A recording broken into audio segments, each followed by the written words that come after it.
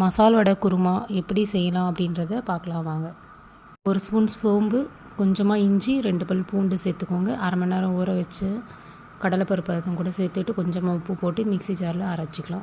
Cut பண்ணி வச்சுருக்கேன் வெங்காயம், கொஞ்சமாக பச்சை மிளகாய், கருவேப்பிலை தூவி வடை சுட்டு எடுத்துக்கலாம். நான் வடை சுடுறதுக்கு கடலை எண்ணெய் எடுத்திருக்கேன். டேஸ்ட்டு நல்லாயிருக்கும், அதுக்காக தான். மறுபடியும் வானலில் எண்ணெய் ஊற்றி 2 பெரிய வெங்காயம், ஒரு சின்ன தக்காளி கட் பண்ணி அதையும் நல்லா வதக்கி கூட தேங்காய் சேர்த்து தனியாக அரைச்சி எடுத்து வச்சுக்கலாம். தாளிக்கிறதுக்கு கொஞ்சமாக இஞ்சி, பூண்டு, பச்சை மிளகாய், சோம்பு சேர்த்து தனியாக அரைச்சி வச்சுக்கோங்க.